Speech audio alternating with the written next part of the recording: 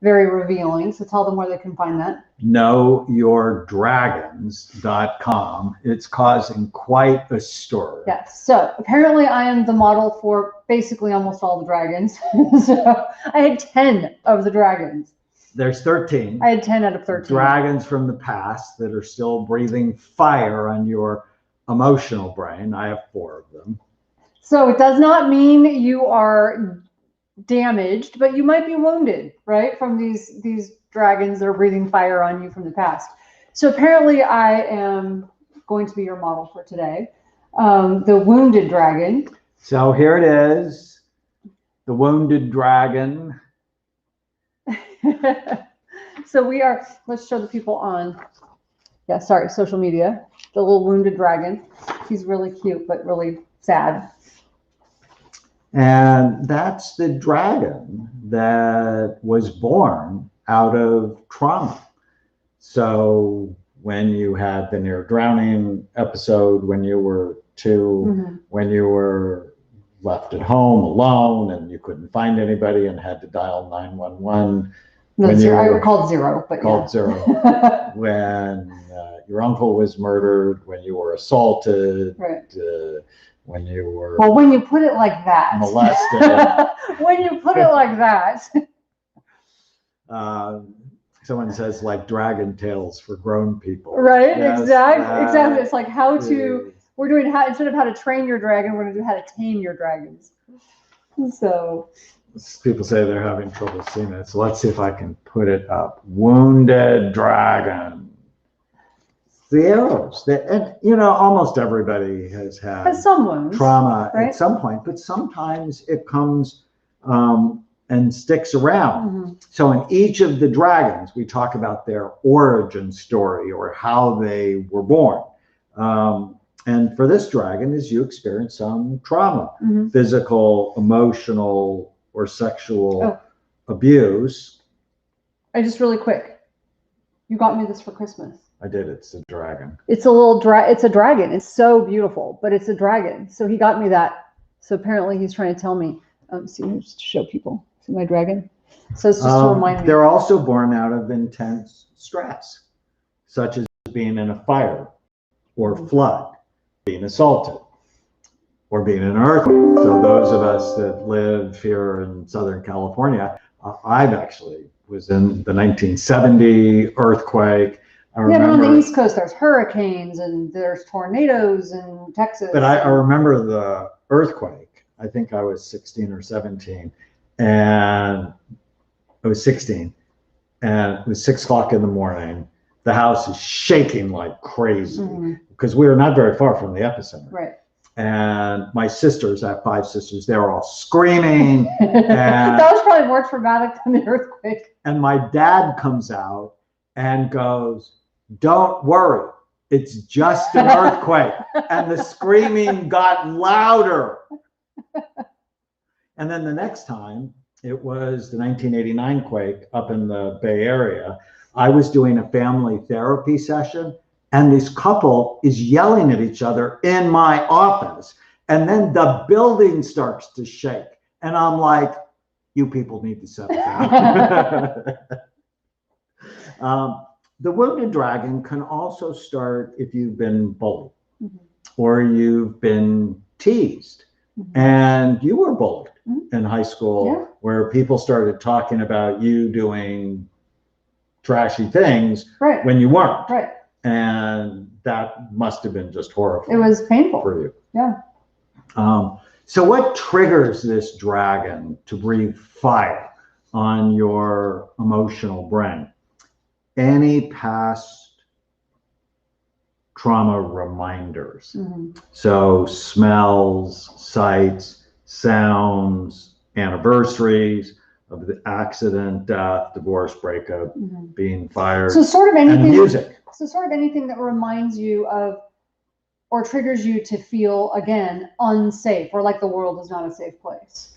It triggers you about that feeling that you felt when the world was not a safe place. Yeah, and you actually write a lot about the wounded dragon, not using that metaphor in your book. No, it's fun because our new PBS show is about both of our books. because yours is obviously the self-help, identifying your dragons, what to do for your dragons, their origins. Mine is, as I said, I have 10 of them.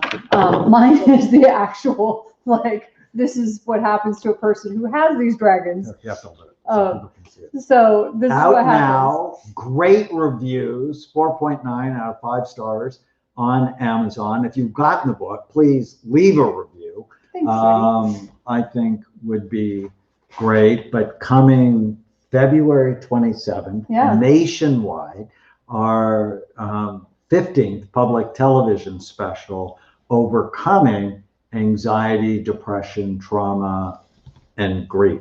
So check your local public television stations, and if you don't see it, call them and go, hey, why are you not playing Dr. Amen and Tama's new I think this show? I think this is one of my favorites, just because it's so practical for people. I mean, of course, I loved when we did food too, but this is the first time I think I've risked talking about my life, and for us to do this sort of together was really cool. All right, so how does the wounded dragon cause people to react? Well, they relive the trauma. Sometimes they can have flashbacks, nightmares. They can feel numb. They begin to avoid any situations that remind them of the trauma. They can startle easily, feel their future is shortened, and it just seems like they're always watching for bad things to happen. They're always watching for bad things to happen. I think a lot of people do that who have been in these situations. I remember when you tried to get me to work on this positivity bias thing, where you notice happy faces more than you notice scary faces. And I'm like, why the heck would I want to do that? The scary faces are the ones I'm worried about. Like, why would I want to do that? That makes no sense in my brain, because you're always waiting for that thing to happen. And I know for some people, they'll avoid situations that are scary to them or that trigger them. But there are some people who are like, where it's like, if it scares you, you're going to run into it. You're going to run into that fire because you want to test yourself, or you want to train yourself, or you want to be prepared for the worst. Like, I'm always prepared for the worst, right? So there are some people like that. So like where I practice karate and I'm always prepared for disasters, and I'm always, like, some people will go to that extreme because they don't want to be caught off guard. Like, I know I don't want to be caught off guard. So if you've ever been caught off guard, you don't want to be caught off guard. Right, that it traumatized you and got your nervous system to work too hard. And so now you're always watching for things. So I promised in the headline, 6 ways to tame the wounded dragon. The first way is to look for post-traumatic growth. That, yes, a lot of people have experienced trauma, but it has also triggered greatness. Right. And it's only because Lincoln suffered with actually very severe depression that he knew how to suffer so he could lead during the Civil War, during our country's darkest days. And you don't have to be president, thank God. Something as simple as writing your story is post-traumatic growth. Or getting therapy so you can be a better parent. That's post-traumatic growth. Let's say, because another one too is writing the story of what happened, but not from a child's perspective.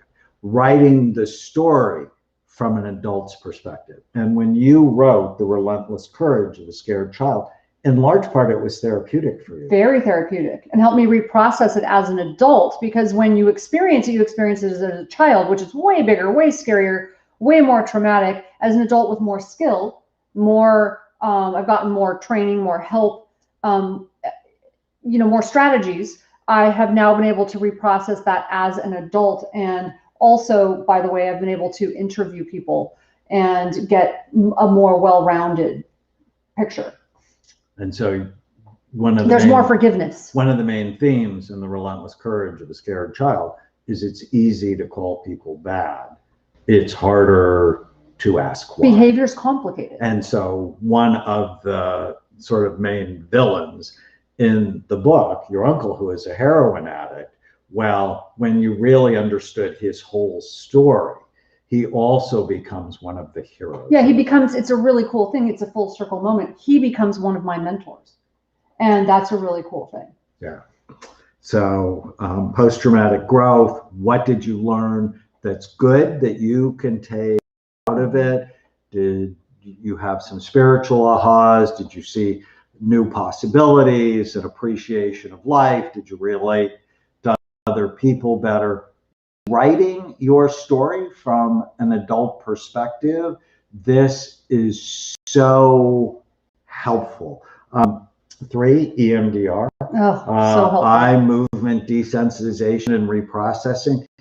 Let me just be really clear about this. It's the smart person who goes and gets help. It's not the weak person. When we first met, I just loved her. I mean, you can see she's beautiful. She's smart. She's caring. She has just such a wonderful, sweet soul. But she'd experienced trauma. So one of my first gifts for her, I know it's completely weird, but I'm a psychiatrist. Only a psychiatrist will give therapy. Gave her 10 sessions of EMDR, wanted to sort of like clean out the trauma closet.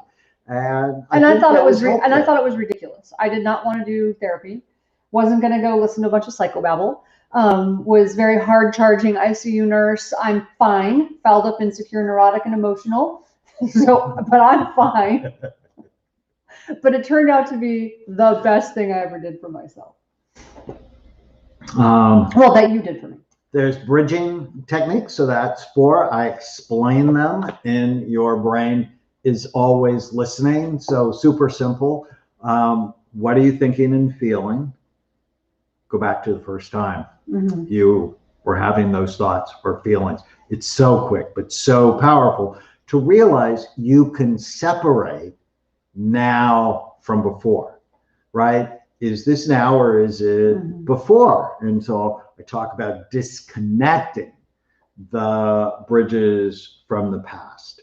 5, there's a technique called havening that I write about in the book. When you feel trauma, stimulate both hemispheres while you think about the trauma. Initially, the anxiety goes up, but then it goes down. You can learn more about havening. And sometimes even having a weighted blanket can be very helpful. They do that for dogs that are anxious. For past trauma. Yeah. Just to get some extra pressure on your skin. I'm also a fan of acupuncture because sometimes energy gets stuck and acupuncture helps to release. Well, I think that's why I've always liked chiropractics because it just feels like, oh, just everything lets go. So people who have had trauma, in the book, Your Brain is Always Listening, I actually have which movies each of the dragons likes to watch. And they're drawn to movies about healing. So Wounded Dragons generally love Good Will Hunting. Yes, such or a good movie. A Beautiful Mind. The Lion King is totally about trauma. Ray, or one of my favorite all-time movies ever, As Good as It Gets, with Jack Nicholson and Helen Hunt. I would add to that, like something like Soul Surfer even. God, she was just so powerful. It was such a good story. And then each of the dragons, to tame them, you need meditations or affirmations. And the Wounded Dragon's affirmations: I am safe in this moment. I have everything I need in this moment. That was then, this is now. Separation. I release trauma, turmoil, and grief. And asking for help is a sign of strength, not weakness. So I love to answer your questions. I'm looking at all these great comments coming in. I can't read very well from this distance and without my glasses. Please go after this is posted on our Instagram and Facebook and ask questions. You know, I'll comment back when we have a little more, one-on-one time to do that. There's so many great questions. I love this. And we're going to continue talking about dragons. Tomorrow, we're going to talk about the should and shaming dragon.